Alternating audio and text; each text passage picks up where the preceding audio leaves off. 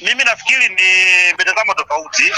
Mtazamo walionao viongozi na yale ambayo pengine wameweza kuyaona hayapo sawa kwa upande wa mchezaji. Ujue kimsingi kama klabu ya Simba, viongozi wa Simba ni kama wapo kwenye presha kubwa sasa hizi ya matokeo, lakini pia na issue nzima ya ubingwa msimu huu ni kitu ambacho walikuwa wamejihakikishia kwa asilimia kubwa kwamba ni lazima wataweza kuchukua ubingwa pasipo kuangalia kwa dhati mazingira ya kiushindani. Kwa hiyo inapotokea hapa kaona kwamba mambo yanaenda sio sawa, kuna ugumu kidogo, wakati mwingine vitu viendi, ni kama watu ambao wanakuwa wanapata taharuki kuelekea wakati mwingine kufanya maamuzi ambayo yanaweza kawa ni ya kihisia zaidi kwa mtazamo wangu, au kutokana na pressure za media au na mashabiki wakaamua kuweza kulizungumza. Kwa sababu unakumbuka tuliambiwa kwamba alisimamishwa kutokana na makosa ya kinidhamu, lakini tuhuma kwa pengine atakuwa anahusika na mazingira ambayo sio sahihi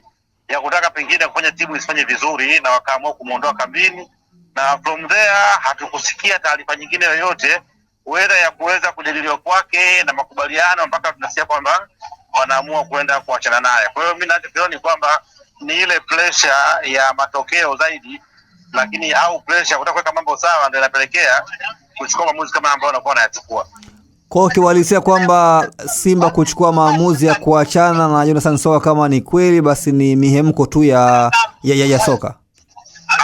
Uwezo ukasema mihemko, ila tunazula kutumia ni pressure, kwa sababu mimi nafikiri kwa sababu ambazo wameweza kuzizungumza, kama ingekuwa ni kweli kuna hizo tuhuma na zimeweza kudhibitika, haishii tu kuweza kumwacha mchezaji. Maana kwa taratibu tuliona kwa wakati fulani hii Singida Black Stars waliweza kutangaza kuwasimamisha wachezaji wao wawili wakituhumiwa, mmoja utovu wa nidhamu, lakini mwingine pengine kupanga matokeo, lakini baada ya muda mfupi ilikuja kuonekana kwamba ushahidi haujathibitika na wameshindwa kuthibitisha na kuamua kuwarudisha, na huyu mwingine akiwa ameomba radhi. Kwa hiyo inapotokea changamoto kama hizi, maana yake mwisho wa siku ni lazima tuweze kupata ile details, nini kilikuwepo, kama ni tuhuma ni zipi zimethibitika, na kama zimethibitika tuongeza chukuliwa, na kama hajathibitika basi watoka na kuweza kufanya upande wa pili uweze kusafisha ili kuweza kulinda image ya mchezaji kutoka pengine na kile ambacho kilikuwa kinazungumzika, hata kama akikuwa rasmi,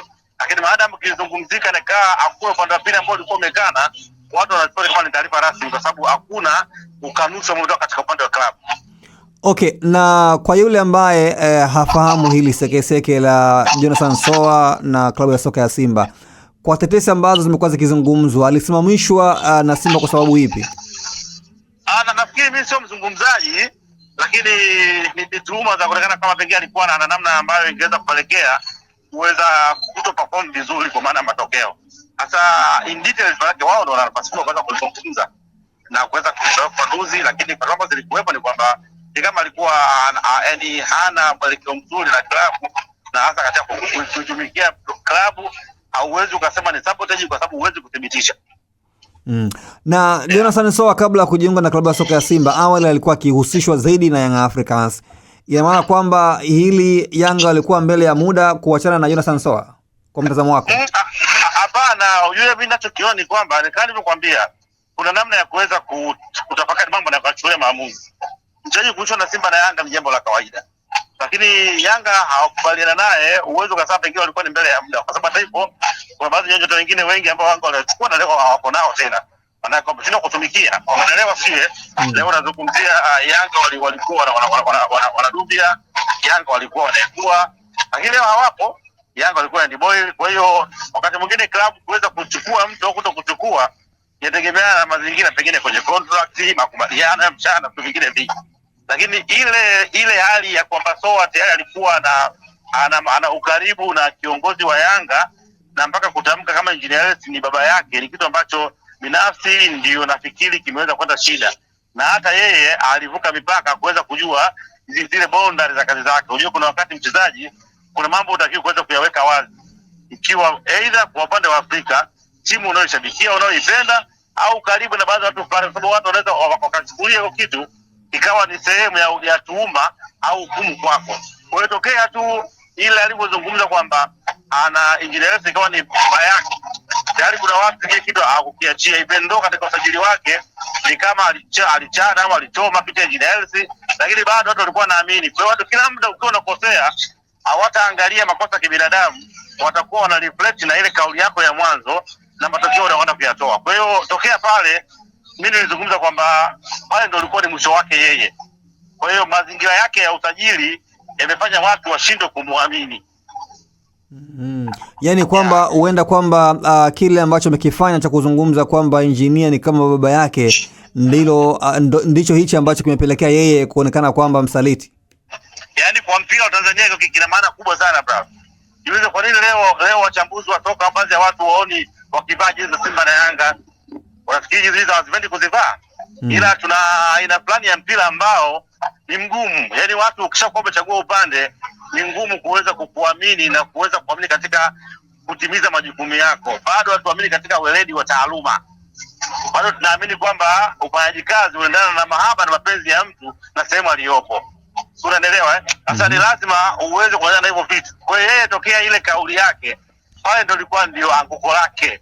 Kwa sababu tayari chote tutakachokifanya tofauti cha kibinadamu watu watakuhusisha. Ikitokea mechi ya Simba na Yanga ukabakia na golikipa, Simba anataka matokeo ya ushindi, ukapaisha kama ile goli la Mwanengo.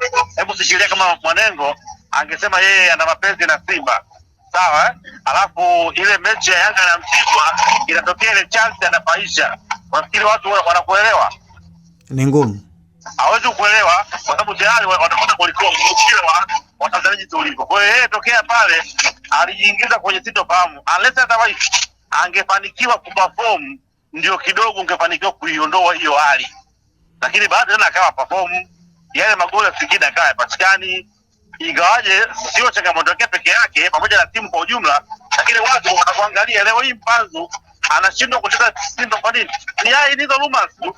Na kwa wengine ametaka kucheza na Yanga na ukaribu na Yanga. Imekuwa changamoto na imekuwa kumzuia golo na mpaka leo hii umuone kufanya vizuri, lakini sosi ni kwa sababu tu anahusiana na klabu ya Yanga. Lakini ukiangalia pia hata namba za Jonathan Soa pale kwenye klabu ya soka ya Simba zilikuwa zinambeba. Ndio nakwambiaje? Yaani haya matatizo yameanzia ndani na ndio nikasema kwamba wakati mwingine nimekwambia kwamba viongozi wapo kwenye pressure. Leo hii unaweza kuona so many claims kutoka upande wa Simba. Sawa? Yaani makosa hayo yakitokea kwenye mechi za Yanga, uone Yanga wakiita wazee na kufanya press conference. Lakini makosa hayo yakitoka upande wa Simba, unaona chaos yake inapokuwa kubwa. Maana yake wana pressure kubwa.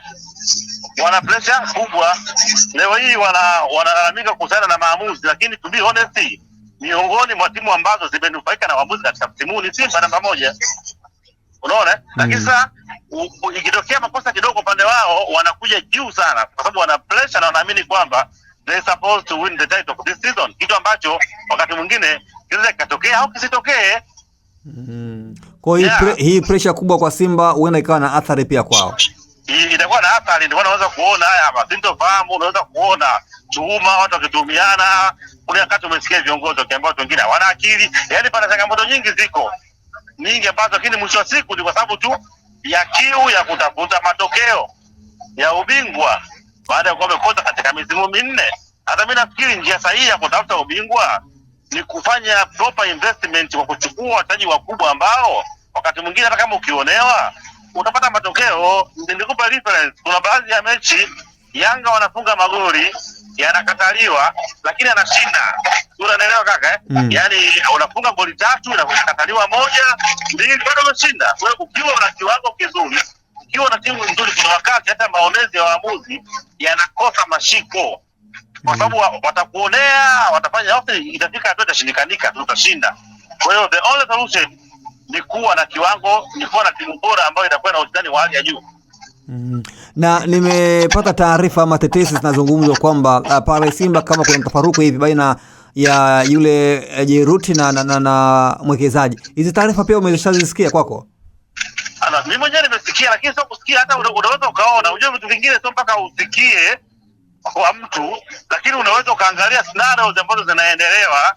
Unaweza ukaangalia mambo yanayoendelea, mambo anayofanya Jeruti, Mo anakuja afanya kitu gani. Kwa inakupatia picha kwa kwamba hapa hapako sawa. kwa namna moja ama nyingine. Kwa hiyo sio mpaka mtu azungumze kwamba hao watu hawako sawa au kuna sehemu walikuwa wamegombana, lakini ukiona mwenendo ni kama vile pana pande mbili ambazo zipo. Kuna upande ambao unaamini kwamba Jeruti anaweza kuifanya Simba ikawa ni sehemu ya mafanikio na wakaenda, na kuna upande ambao unaamini kwamba Mo bado ndio kila kitu. Na naona ukiangalia hata juzi kwenye press conference nilisikia akizungumza Mr. Magoli kwamba Jeruti yeye ni mwekezaji, yeye ni mdhamini wa jezi, lakini ameenda mbali. Umesikia kitamani kutaka kujenga uwanja na kuingia anafanya vingi, lakini pia wakati tutasikia Jeruti akitaka kujenga uwanja huko, tutasikia Mo tena anakuja kuomba tena kutaka kujenga uwanja. Rejea mwaka 2021 kama sikosei 22 aliomba tena kujenga uwanja na akawa tayari kutoa 2 billion kama ni kianzio, na unataka mashabiki wa Simba au wachama wa Simba waweze kuchangia. Hata na yule uwanja ambao watu walichangia na zile 2 billion ulishia wapi na huu jamaa mwingine ni uwanja gani? Kwa hiyo ana mambo mengi ya kujiuliza kama utakuwa kwa smart umekaa chini kufikiria. Usisahau kusubscribe kwenye YouTube Mwandike Digital.